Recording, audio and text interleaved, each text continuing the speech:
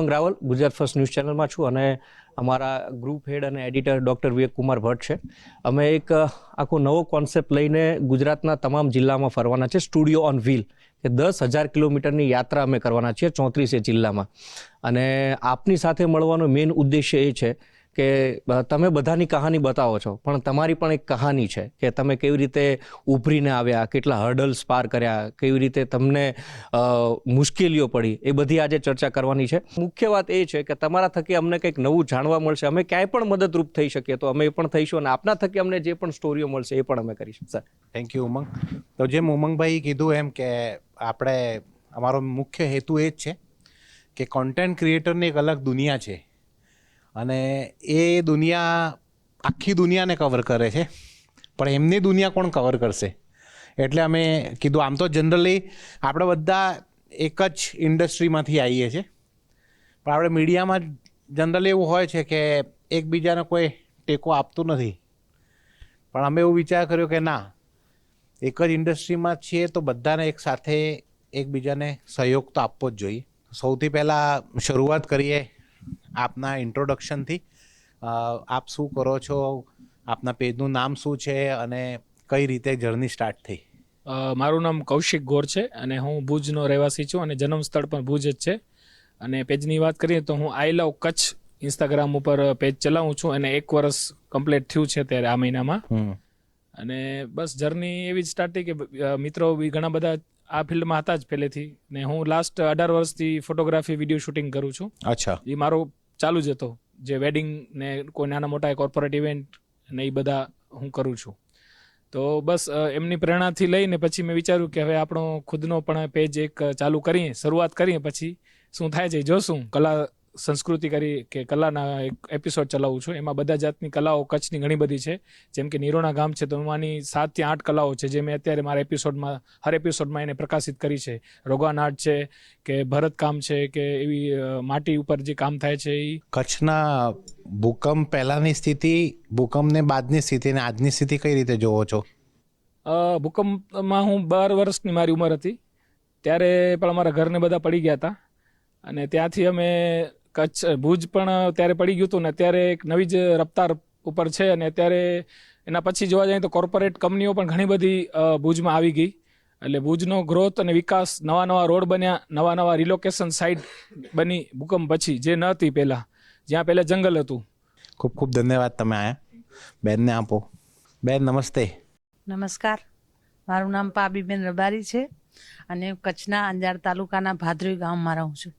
તમારા વિશે થોડોક બતાવો, જાણીએ છીએ તો જાણવું છે હવે આજે. ખરેખર જો જાણશો તો ખરેખર 20 થી 25 મિનિટ જોશે જો મારી પૂરી જર્ની જો તમે સાંભળશો તો. કારણ કે પૂરી જર્ની પાછળ જો મારું જીવન નાનપણથી કરીને જે ભરત ગૂંથણ સુધી અને નામના સુધી જે પહોંચ્યું એની સ્ટોરીથી હું શરૂઆત કરું. મારો જન્મ મુન્દ્રા તાલુકાના કુકડસર ગામમાં કચ્છમાં જ, અને અમારો રબારી સમાજનો મૂળ વ્યવસાય છે ઘેટા બકરા ચરાવવાનો. તો મારા પપ્પા પણ ઘેટા બકરા ચરાવતા. ત્યારે મારા પપ્પા જ્યારે ગુજરી ગયા ત્યારે મારી 5 વર્ષની ઉંમર હતી. બીજા બેન 3 વર્ષના હતા અને ત્રીજા બેન છે એ મારા માના પેટ હતા. તો મારા પપ્પા જ્યારે ગુજરી ગયા ને ત્યારે બધાને આઘાત લાગ્યો, પણ એમ હતું કે ત્રીજો દીકરો આવશે.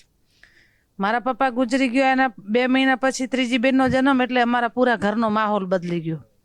બધાએ મારા બાપનું નામ લઈને એમ કે હોમાના ઘરમાં ત્રીજી ભગવાને દીકરી દીધી. દીકરી તો પારકા ઘરના દીવાસે હમણાં હાલી જશે. એ મારી ઉંમર ત્યારે 5 જ વર્ષની હતી, પણ મને એવા એ ઘા લાગ્યા મનમાં કે બધાને આટલી બધી દીકરાની ચાહના છે. ત્યારે ભરત ગૂંથણ તો અમારા લોહીમાં હતું, પણ મને ત્યારે મનમાં એક જ આ જ વાત ઘૂસી હતી કે ઓહ, આ વાતને કઈ રીતે મિટાવી. પછી મારા મા 1 વર્ષ સુધી ઘરમાં જ રહે, પછી તો દીકરીઓને મોટી કરવી પડે. એટલે એ સમયે કચ્છમાં આટલા બધા ઉદ્યોગો નહોતા, ખાલી અમારો જે કળા છે ભરત ગૂંથણ એના ઉપર અમે નિર્ભર હતા. તો મારા મા ભરત ભરીને ખેતરોમાં જો સારો વરસાદ થાય તો મજૂરી કરવા જાય અને અમને એ રીતે મોટા કરતા. 4 ધોરણ સુધી અમને ભણવાનો મોકો મળ્યો. 4 ધોરણ સુધી ભણ્યા ને તો પગમાં ચપ્પલ નહોતું ને હાથમાં. અત્યારના દીકરીઓ 1000 2,000 ના દફતર લે, ત્યારે મારા 5 રૂપિયાની કોટનની થેલી લઈ અને 3 ચોપડી પણ સરકાર આપતો, ગુજરાતી, ગણિત અને પર્યાવરણ, અને એક પાટે આટલું લઈને અમે ભણવા જતા. તો 4 ધોરણ ભણીને ત્યારે મને ભણતરનું મહત્વ સમજણ, પણ આગળ ભણવું હતું. પણ આગળ ભણવા માટે મારી મા કણે પૈસા નહોતા, કે બાજુમાં ગામડું હતું ત્યાં ભણવા જવું પડે, પણ ત્યાં રિક્ષા ભાડું તો જોઈએ ને. આ રીતે ભણતર છૂટી ગયું. પછી અમે ભરતનું ચાલુ કર્યું, કારણ કે ભરતના ક્લાસ અમારે ક્યાંય કરવા ન જવા પડી. એ અમારા લોહીમાં છે, બધાય કરતા હોય, પણ અમારા સમાજમાં બધાય પોતપોતા માટે. નાની દીકરી હોય તો એના બાલાપણ માટે માં કરે, પછી મોટે થાય તો દીકરી પોતે એના કરિયાવર માટે કરે, પછી સાસરે જાય એટલે એ ભરત લઈને જાય. આ રીતે અમે ભરત ભરતા. તો ભરત તો મને 11 થી 13 વર્ષની ઉંમરે આવી ગયું. પણ મારું કોઈક નસીબ સારું હતું કે એક માનો સપોર્ટ હતો પિયર મને, સાસરામાં વરના વિચાર સારા હતા. ભલે આ લોકોનો પરિવાર પૂરો અભણ હતો, એક જ મારા વર 7 ચોપડી ભણેલા હતા, પણ એમને મારા ઉપર ભરોસો હતો. એટલે જે મારામાં ઉણપ હતી ને એ મને દેખાતી હતી, પણ એક જાતનો તો મને અંદરથી ઉત્સાહ હતો. પછી ત્યારે આમણે જ્યારે મને સપોર્ટ કર્યો ને ત્યારે એક વિચાર આવ્યો મને, કે હું હવે કોઈક ભણેલા વ્યક્તિને હું આ મારા જે મનની વાત છે ને કરું તો મને કોઈક માર્ગદર્શન બતાવશે. ત્યારે અમદાવાદમાં અત્યારે કારીગર ક્લિનિક ચલાવે છે નિલેશ પ્રિયદર્શી, એ કચ્છમાં 10 વર્ષ કામ કરી ગયા હતા. તો એ મારા જેવા હજારો કારીગરોને મળતા અને પૂછતા બહેનોને કે તમારામાં આટલી બધી સરસ કળા છે તો તમે પોતે સીધા માર્કેટ સુધી કેમ નથી આવતા. ત્યારે એ મેં જ્યારે આ મારો બિઝનેસ શરૂ કર્યું ને ત્યારે એ કચ્છમાં નહોતા, પણ ત્યાં હતા. તો મેં એમને કોન્ટેક્ટ કર્યો અને મેં કીધું મારો એક આવો વિચાર છે કે મારા જ ગામડાની અંદર મારે પોતાને નાનો એવો ઉદ્યોગ ચાલુ કરવો છે. મેં મારા ફરિયાની બહેનોને વાત કરી છે, 5 બહેનોને મેં વાત કરી. તો બહેનો કીધું ભલે ચાલુ કરો, ગામમાં મળે તો અમારે બીજે ક્યાંય કમાવાય ન જવું પડે. ત્યારે અમે એ ભાઈ કીધું તમને ક્યાં ક્યાં અગવડતા પડે. મેં કીધું મને અગવડતા હતા અને માર્કેટિંગમાં પડે છે. હું બનાવીને તો ઢગલા કરું પણ પછી વેચવા ક્યાં જાઉં. તો મને કે બેન તમને જ્યાં જ્યાં અગવડતા પડશે ત્યાં અમે તમને સપોર્ટ કરશું, તમે ભલે ચાલુ કરો. નિલેશભાઈને પહેલા જ વાત કરી, મેં કહું મને મારી પોતાની બ્રાન્ડ બનાવી દો. તો એ તો ભણેલા ગણેલા માણસો, મને કે ભલે કાંઈ વાંધો નહીં. તો એની બ્રાન્ડ તૈયાર કરી, પણ મને એક પ્રશ્ન કર્યો કે બ્રાન્ડનું નામ તમારે તૈયાર કરવું પડે. બરાબર. ત્યાં પણ મને મારા દેશી જ વિચાર, મને લગાવ રૂગો મારી કળા જોડે. મેં મારે નામ તો કોઈ હાઈફાઈ નથી રાખવું, કોઈ અંગ્રેજી નામે નથી રાખવું કે આમ માણસ ડોઘો મારીને હાલ્યું જાય. મારે નામ એવું રાખવું છે કે મારા લોકોને આની અંદર નજર જાય ને આમાં રસ પડવો જોઈએ. ત્યારે મેં 3 મહિના વિચારો આમ કાઢી નાખ્યા એ નામમાં, અને છેલ્લે એવું નામ રાખ્યું કે બ્રાન્ડ તો હજારો છે, ડિઝાઇનરો નામની બ્રાન્ડ છે, પણ કોઈ કારીગરના નામની બ્રાન્ડ મેં નથી જોઈ. તો છેલ્લે pabiben.com અમારી બ્રાન્ડનું નામ રાખ્યું. મારો મેન ઉદ્દેશ એ છે કે હું ભલે પોતે પગભર થઈ, પણ આજીવન તો હું એક પાબી રહેવાની નથી. મારા પાછળ કોઈક બીજી બહેનો પણ જાગૃત થવા જોઈએ અને એ પોતે પણ આગળ આવવા જોઈએ. એટલે આનાથી મને તો સંતોષ છે, પણ મને બીજો એ વાતનો સંતોષ છે કે મારું જોઈને બીજા ગામડાઓના બહેનો કેટલા બધા પોતે નાના મોટા બિઝનેસ કરે છે અને પોતે મેળા પણ કરે છે, ઘરથી બહાર નીકળ્યા છે, અંદરનો એક ડર બહેનોને નીકળ્યો છે. એના મને સૌથી વધારે ગૌરવ છે. તમે કેટલા બહેનોને શીખવાડી દીધું?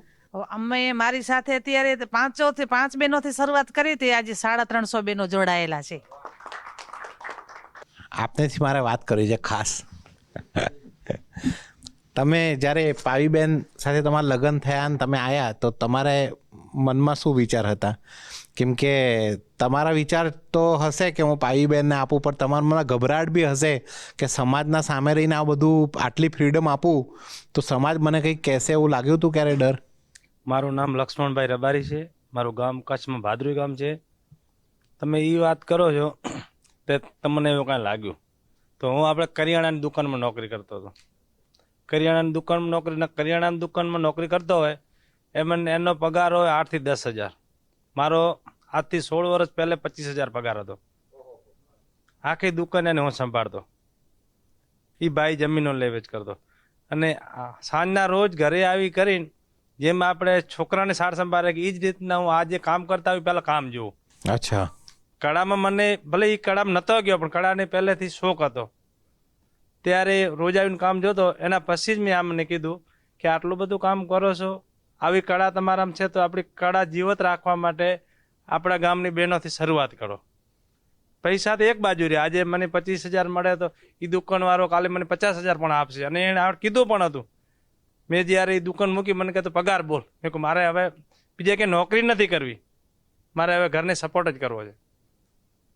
એના પછી મેં એમ કીધું ધીમે ધીમે એને રોજ કહેતો કે તમે શરૂઆત કરો, આપણને એક વિશ્વાસ છે. તો એણે મેં કીધું એના પછી 1 વર્ષ પછી શરૂઆત કરી. અચ્છા. 1 વર્ષ પછી 5 બહેનોથી શરૂઆત કરી અને મેં એના પછી શરૂઆત કરી. એના પછી પણ 1 વર્ષ દુકાનમાં આપણે 6 કલાક નોકરી કરતો, અડધો દિવસ કે 3 કલાક નોકરી કરતો. અને દુકાન મૂકી ત્યારે સમાન માણસો મને કહેતા જ કે આપણો આ જે આપણે દીઠે રોજે છે એ ન મુકાય ક્યારે. આ ભરતનો આપણો વિષય નથી, આપણે એ લેનમાં ન જવાય, તમે પાછા પડશો. પણ મને એક વિશ્વાસ હતો કે કળા આપણી જીવત રહે.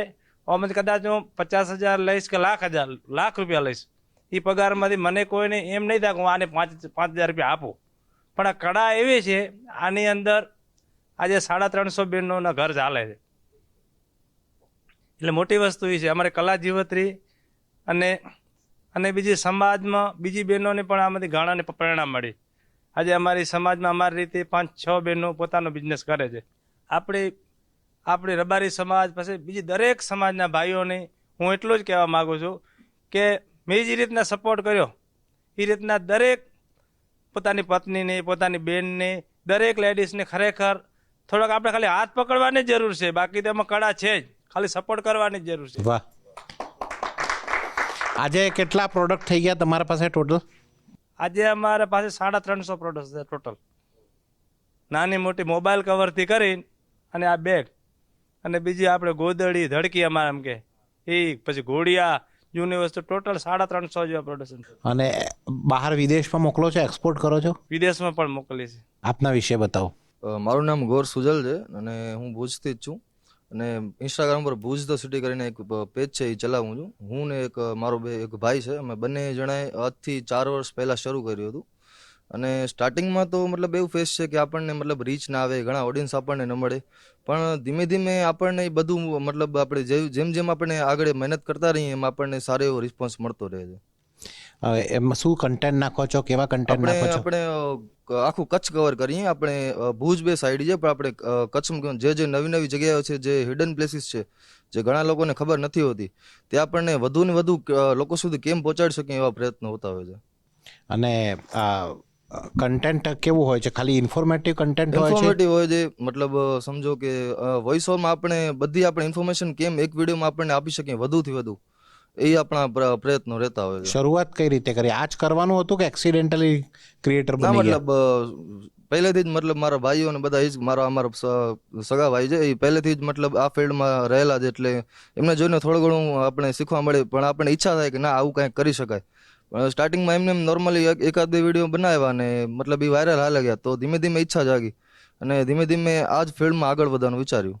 ફોટોગ્રાફર્સ માટે ખૂબ સારો પ્લેટફોર્મ જે કહેવાય તો ઇન્સ્ટાગ્રામ હતું. અત્યારે જે વિડીયોગ્રાફર્સ, રીલર, એક્ટર્સ અને મોસ્ટ ઓફ ડિજિટલ માર્કેટિંગ માટે વધુ યુઝ થાય છે. પણ જે તે સમયે ઇન્સ્ટાગ્રામ છે એ માત્ર ને માત્ર ફોટોગ્રાફર્સ જ યુઝ કરતા. એના સિવાય બીજા કોઈ આર્ટિસ્ટ એ મારા ખ્યાલ પ્રમાણે બીજા કોઈ યુઝ કરતા ન હતા એમ. તો અમને ફોટોગ્રાફીનો બહુ શોખ હતો એમ. જેમ કચ્છને બહુ સારા પ્રેરણા સ્ત્રોત મળ્યા છે, જેમ ભાભીબેન છે, એટલા સારા પ્રેરણા સ્ત્રોત અમને ફોટોગ્રાફર્સ ફિલ્ડમાં પણ મળ્યા છે. તો એમને જોઈને અમને બહુ ઈચ્છા થતી કે અમે ફોટોગ્રાફી કરીએ, પણ મૂકવા ક્યાં? હાલો પાડી તો લીધા ફોટો, મિત્રોને બતાવ્યા, બધાને બતાવ્યા, પણ જે કચ્છની સુંદરતા છે, કચ્છની ખુમારી છે, કચ્છમાં જે હેરિટેજ રહેલું છે, કચ્છનું આર્કિટેક્ટ છે, ખૂબ સુંદર છે, તો એ લોકો સુધી કઈ રીતે પહોંચે? કચ્છના લોકો અને બહારના લોકો. ત્યારે તો એવું જ હતું કે આપણા પાસે આટલું બધું છે, તો લોકો સુધી કઈ રીતે પહોંચાડીશું આપણે એમ. તો એ ઉદ્દેશ્યથી લઈને અમે ભુજ બ્લોગર્સ કરીને એક પેજ છે શરૂ કર્યું હતું, જેમાં અમે અમારા ફોટોઝ મૂકવાનું શરૂ કર્યું.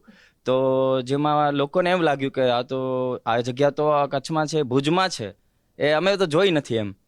તો અમે રખડતા બસ સવારે નીકળી જતા, કચ્છના ગલી ફરતા અને કચ્છના લોકોની ફોટોગ્રાફી કરતા. જેમ કચ્છના પોર્ટ્રેટ બહુ સારા આવતા, સ્ટ્રીટ ફોટોગ્રાફી બહુ સારી હતી, આર્કિટેક્ટ એટલા સુંદર હતા. તો અમારી દ્રષ્ટિએ જેવું અમને આવડતું હોય એવું અમે કેપ્ચર કરી અને ઇન્સ્ટાગ્રામ ઉપર મૂકતા એમ. હું પહેલા ભુજમાં આવ્યો હતો ને, ભુજમાં કોઈ કચ્છી બોલતું નથી સંભળાતું, પણ મુંબઈમાં જઈએ ને તો ત્યાં તમને કચ્છી સંભળાઈ જાય. આટલો અંતર છે. આપણે અહીંયાથી જ ગયેલા છે. મુંબઈમાં મોટા પાયે, અમારું વતન મુંબઈ છે એમ, તો ત્યાં અમારા જે બી તમને કચ્છી મળી જાય તમને હા, કઈ બી કચ્છી જગ્યાએ. સર્વ અત્ર તત્ર સર્વત્ર કચ્છી મળી જશે તમને. એટલે એ તો છે જ. અમને એકવાર એક અનુભવ કહું. અમે નેપાલ પ્રવાસે હતા, તો અમે બધા જ બહાર જતા હોય મિત્રો, પ્રવાસનો ખૂબ શોખ છે, તો અમે બધા કચ્છીમાં વાતો કરતા હતા એમ. તો છે પાહેડા હાલું, તો અમારી ભાષા ત્યાં કચ્છી અમને ત્યાં મળી ગયા. જે અહીં કેડા જાય છે, હસી કચ્છ જાય, ભોજ જાય છે, હસી ભોજ જાય, મુંબઈ રહતા. એટલે કચ્છી તમને શોધો તો તમને કચ્છી બધી જગ્યાએ મળી જાય, અને કચ્છમાં પણ તમને બધું મળી જાય એમ. એક વાત તો મને ખબર છે કે કચ્છમાં ક્યારે સ્ટોરીઝ ખતમ નથી થવાની, અનંત છે અહીંયા. એવું બને કે એક સાથે 1 લાખથી વધુ લોકો આવીને અહીંયા કન્ટેન્ટ ક્રિએટ કરશે ને, તો એ 1 લાખ વર્ષ પછી એ કોઈ એક સ્ટોરી તો નવી નીકળશે. નીકળશે. હવે કાલે બેઠા હતા અને કાલે લગભગ વાતચીતમાં 3-4 સ્ટોરીઓ બીજી નીકળી. સાચી વાત છે ને. એટલે અમને બહુ દુઃખ થતું, જેમ કે આટલા બધા કચ્છમાં ફર્યા પછી આટલી બધી સારી જગ્યાઓ જ્યારે કોઈ મોટા ન્યૂઝ ચેનલના પલ્લે ના પડે ત્યાર સુધી એ જગ્યા ત્યાં ને ત્યાં સુસુપ્ત રહેતી એમ. એવી જ એક જગ્યા છે રોડ ટુ હેવન એમ. આટલો સુંદર રસ્તો અમારા કચ્છમાં આવેલો છે. તો અમે એ જગ્યાએ ગયા ત્યારે અમને એમ લાગ્યું કે આવી જગ્યા તો માત્ર વિશ્વમાં 2 જગ્યા છે, એક અમેરિકા સાલારદયુની અને બીજા કચ્છમાં એમ. અને એ જગ્યા અમે રીલ્સમાં એટલી જોતા કે આ જો કેટલી સુંદર જગ્યા છે, પણ કોઈ દિવસ વિચાર્યું નહોતું કે આ જગ્યા કચ્છ આપણે પૂરી પાડશે. અને એ દિવસે અમે રોડ ટુ હેવન ઉપર પહોંચ્યા, અને ત્યારે ત્યાં ડોક્યુમેન્ટેશન કરી અને ખાલી પ્રશ્નાર્થ ચિહ્ન મૂક્યો હતો કે શું આ જ રસ્તો એ રોડ ટુ હેવન છે. અને ત્યારબાદ એ જગ્યાનું નામ રોડ ટુ હેવન પડી ગયું, ને અત્યારે ભલભલા ન્યૂઝ ચેનલવાળા એ સ્ટોરી કરે છે. વાહ, નામકરણ બિલકુલ. અને એ રોડ ટુ હેવન તો હવે ખરા અર્થમાં એનું નામ જ એ પડી ગયું છે દરેક જગ્યા ઉપર. આજે ગવર્મેન્ટ બી એ જ રીતે પ્રમોટ કરે છે. બધાના મુખ પૃષ્ઠ ઉપર એ ચડી ગયું છે કે રોડ ટુ હેવન. એટલે એવી અસંખ્ય જગ્યાઓ કચ્છ પાસે છે, માત્ર અમારા પ્રયાસો એ જોતા હોય છે કે લોકો સુધી પહોંચે. હું પોતે એકવાર ધોળાવીરા ગયેલો, અને ત્યારે મને ત્યાં એક કપલ મળ્યા છે, એવું ઓસ્ટ્રેલિયાથી આવેલા હતા. અને એ લોકોએ કીધું કે અમે સ્પેશિયલ છે ને ખાલી રોડ ટુ હેવન જોવા આવ્યા છીએ. અને આમ અમે કચ્છના છીએ, પણ ઓલમોસ્ટ કે અમે 25 કે 30 વર્ષથી ઓસ્ટ્રેલિયા રહીએ છીએ. પછી અમે કે ઓચિંતાનો એક વિડીયો જોયો, તો કે આ જગ્યા આપણા કચ્છમાં છે એમ. ત્યારે અમને એમ અચંબો થયો કે આવી જગ્યા આપણા કચ્છમાં છે. ત્યારે એ કે મેં મારા હસબન્ડને કીધું કે હવે આપણે કચ્છ જવાનો સમય આવી ગયો છે પાછો, ને મને જવું છે કચ્છ. અને ત્યારે એ કે અમે વિડીયો જોઈને આવ્યા હતા કે આ જગ્યા આપણે જોવી છે. અને એટલે ત્યારે અમારી ઉમાં જ વાત થઈ. એમ એટલે કયો વિડીયો હતો, તો એ વિડીયો અમારો હતો કે અમે બધા ઊભા છીએ. એટલે કે અમે ત્યાંનો એક શોર્ટ નાખેલો છે કે અમે ઊભા છીએ. કે અમે આ વિડીયો જોયો ને ત્યારે અમને એમ થયું કે હવે આપણે કચ્છ જઈએ. કે અમે 30 વર્ષ પછી, અરાઉન્ડ 25 કે 30 વર્ષ પછી ઓસ્ટ્રેલિયાથી પાછા કચ્છ આવ્યા, વતન અમારા. અને અમને ખૂબ મજા આવી કે આ વસ્તુ જોઈને. એટલે પછી ત્યારે મેં એમને કીધું કે આ વિડીયો અમે જ નાખ્યો છે. કે શું વાત કરો છો, કે તમે વિડીયો નાખ્યો છે. એટલે એ આખો ત્યારે ગ્લોબલ લેવલે વાયરલ થયો હતો. અને જેમ કીધું કે અમે 2015માં જ્યારે પેજ બનાવ્યું હતું, 14 કે 15માં, ત્યારે અમારો મેઇન ધ્યેય એ જ હતો કે કચ્છ છોડવું. હવે પહેલે લોકો જ્યારે કચ્છમાં આવતા તો કોઈની પણ પોસ્ટિંગ એ થાય ને, એટલે એવું કહેતા કે પનિશમેન્ટ પોસ્ટિંગ, કે ભાઈ તમને સજાના રીતે તમને કચ્છમાં જવાનું છે ને ત્યાં કને રહેવાનું છે. પણ હવે એની એકદમ રિયાલિટી એવી થઈ ગઈ છે. હવે અત્યારે પણ એમ કહે છે કે કચ્છમાં કોઈ પણ આવે ને એ રોતો આવે ને રોતો જાય છે. કે કારણ અહીંયાથી એને જવાનું થાય ને તો એ એટલો લાગણીશીલ થઈ ગયો હોય કચ્છમાં કે એને અહીંયાથી જવાનું મન નથી, પોતાનું ઘર. અને ઘણા એવા લોકોથી પણ અમે મળ્યા છીએ કે જે લોકો બહારેથી આવ્યા છે, કે દિલ્હી કે રાજસ્થાન કે, અને એ લોકો રિટાયરમેન્ટ પ્લાન પછી હવે કચ્છમાં સ્થાયી કરવાનું એ લોકોએ વિચાર્યું છે. એટલે એવા લોકો પણ છે. મારું નામ જયરાજ આહિર છે. તમે ભાઈને ક્વેશ્ચન કર્યો ને કે તમે બાય એક્સિડેન્ટલી આ ફિલ્ડમાં આવી ગયા છો, તો એ હું છું. એટલે આ સૌથી વધારે ચર્ચાસ્પદ વ્યક્તિ અમારે સોશિયલ મીડિયા ક્રિએટર મીટમાં આ જ હોય છે, એક્સિડેન્ટલી આવેલા વ્યક્તિ. જી, એટલે નાનપણથી કલા સાથે તો જોડાયેલો છું. મારા પિતાશ્રી પણ થોડું ઘણું લખતા, અને વાંચવું લખવું મને નાનપણથી શોખ રહ્યો છે. અને એના પછી મને એક શોખ જાગ્યો સ્પોર્ટ્સનો. અચ્છા. તો સ્કૂલિંગથી લઈને ઘણું બધું હું કર્યો. એટલે મેઇન ફોકસ મારો એમ જ હતો કે મારે તો સ્પોર્ટ્સ ફિલ્ડમાં જ જવું છે અને મારે સ્પોર્ટ્સ પર્સન જ બનવું છે. એટલે 2018 સુધી મેં 6-7 ગેમ્સ સ્ટેટ રમ્યો છું.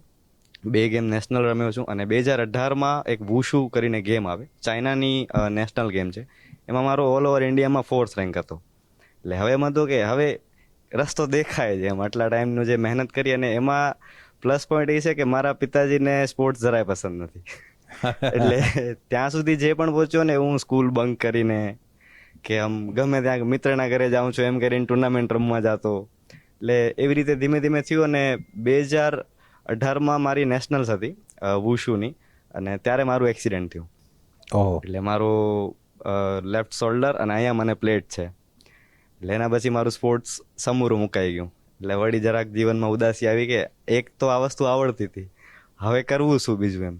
ભણવાનું પણ સારું ચાલતું હતું. પછી કોલેજ જોઈન કરી મેં 2019માં, અને ત્યારે મને થોડો ઘણો એક્ટિંગનો, વિડીયોઝ બનાવવાનો શોખ ખરો એમ, પણ એક બીક એમ, કેમેરા ફિયર એમ. સ્ટેજ ફિયર નહોતું, કેમેરા ફિયર હતું.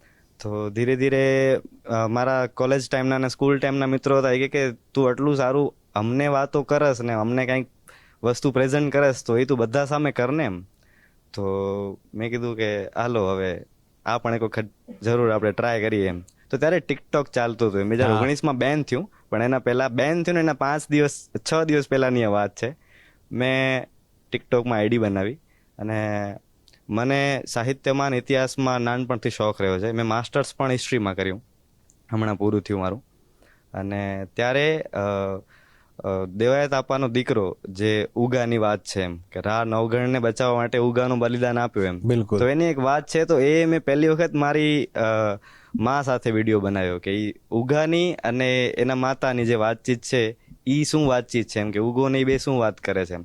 તો એનો મેં લગભગ 30 સેકન્ડનો એક વિડીયો બનાવ્યો કે માં તું ચિંતા ન કર એમ, મને સમજાય છે મારે શું કરવાનું છે, તું તારી આંખમાં આંસુ શા માટે છે એમ, તારા દીકરા ઉપર તને ભરોસો નથી એમ. તો એ વિડીયો વિધિન 2 કે 3 દિવસમાં લગભગ 10 કે 12 મિલિયન વ્યૂઝ હતા એનામાં. અને એ 5 દિવસમાં મારા ટિકટોકમાં 80,000 ફોલોઅર્સ થઈ ગયા. તો હવે એમ થયું કે બસ હવે આપણે આ કરશું. 6થા દિવસે ન્યૂઝ આવી કે ટિકટોક બેન. મારું નામ યશ જોશી છે અને બેઝિકલી મારી સ્ટોરી ચાલુ કરું તો હું એક ફૂડ બ્લોગર છું, અત્યારે હાલ ફિલહાલ કહી શકો છો.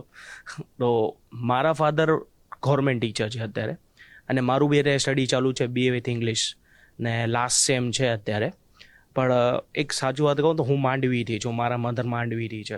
તો આ લોકો બધા મારા ખ્યાલથી ખાધું જ હશે ગાભાની દાબેલી. મોસ્ટલી બધાએ ખાધી જ હશે કે ગાભાની દાબેલી.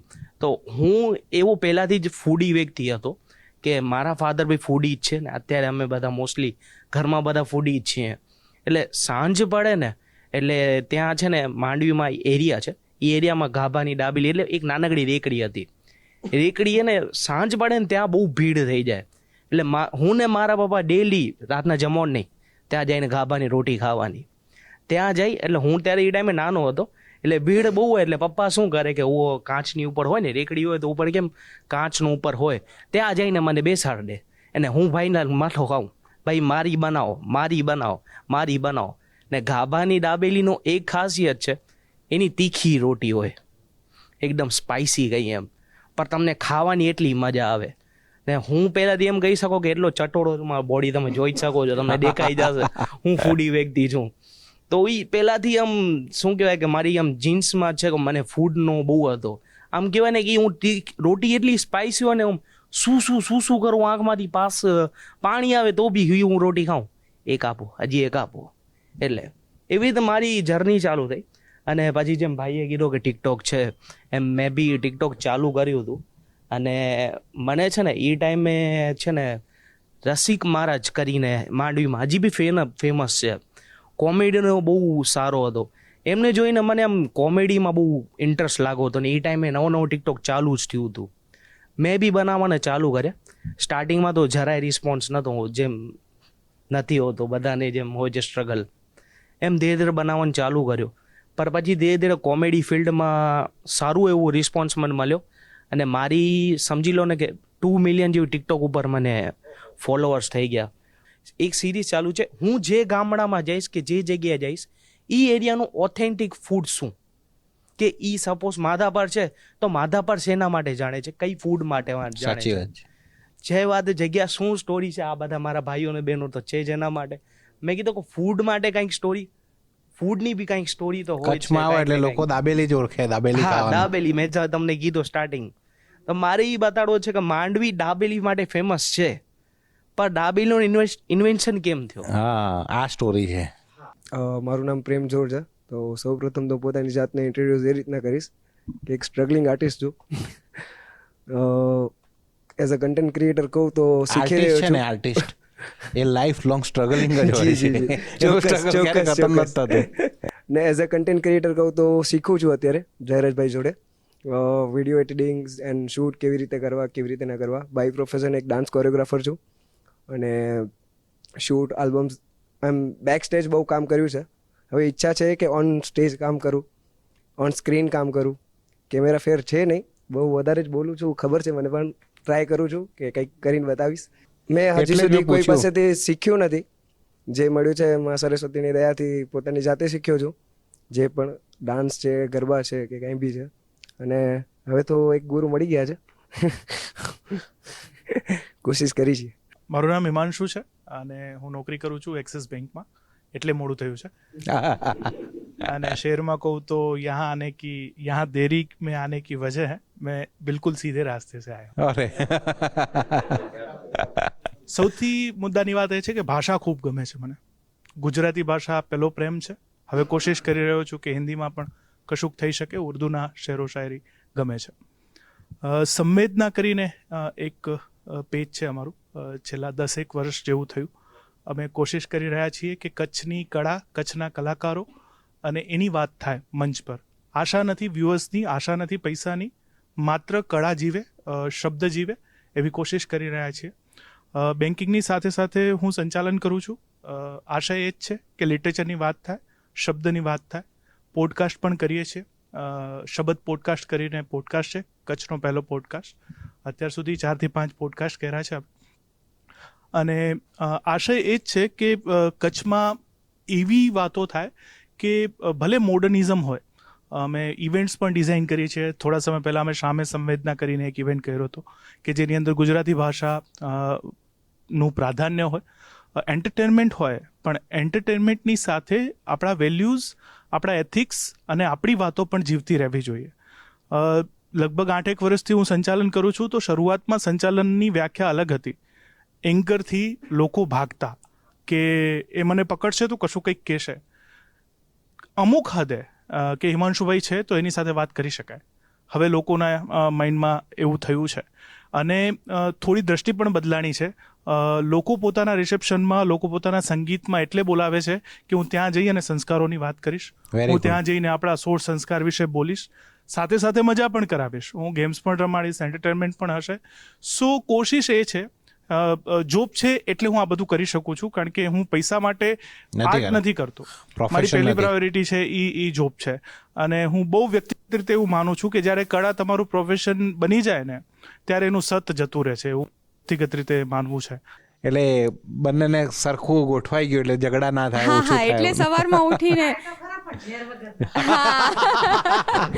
કે હું કોલેજમાં હતી ને ત્યારે મારી ડાયરીમાં પહેલી લાઈન એવી લખેલી હતી કે ગઝલના દર્દને જે વ્યક્તિ સમજી ના શકે, ઈશ્વર કરે એવી વ્યક્તિ મને કદી ના મળે. અને મતલબ અમે બંને એકબીજાને સરસ મજાના શેરો શાયરીઓ, આ કેટલું સરસ છે, જો આ કવિતા કેટલી સરસ છે, તો બસ એમ સરસ ચાલી રહ્યું છે. એટલે ઘરમાં ઓડિયન્સ બી મળી ગઈ છે અને માર્ગદર્શન બી મળી ગયું છે. એમને કહ્યું કે વાઈફ અહીંયા છે તો પણ બોલી શકું છું, કારણ કે અમે બંને બોલવાના પૈસા લઈએ છીએ, એટલે એમને બોલવા આપવું જ પડે. એક વસ્તુ તો છે, તમે ક્યારે એકબીજાથી બોર ના થાઓ, નક્કી છે. તો થેન્ક યુ સો મચ, આપ બધા આજે પધાર્યા અને ખૂબ મજા આવી. મને તો બહુ મજા આવી. ઘણી બધી સ્ટોરી જાણવા મળી. કેમ કે હજુ તો મને લાગે છે કે કચ્છનું એક્સપ્લોરેશન માત્ર 10% જ થયું છે. હજુ 90% કચ્છ લોકોને નથી ખબર. એટલે ખૂબ બ્રાઇટ આખી વસ્તુ છે. ગવર્મેન્ટ સારો સપોર્ટ કરી રહી છે. હા, પણ ગવર્મેન્ટ સોશિયલ મીડિયા ક્રિએટર્સને સપોર્ટ નથી કરતી. એ વાત આજે ચોક્કસથી અમે કંઈક કરીએ હવે જઈને કે આનું કંઈક કરવું જોઈએ. કેમ કે આ ના કરે તો કોણ કરશે? અને ઇમોશનલી જ્યારે કન્ટેન્ટ ક્રિએટ થાય એ સૌથી બેસ્ટ હોય છે. તો હું ચોક્કસ આ વાત રજૂઆત કરીશ અને મારા ખ્યાલથી ભગવાનની કૃપા રહી તો બધાને સારો ફાયદો બી થશે.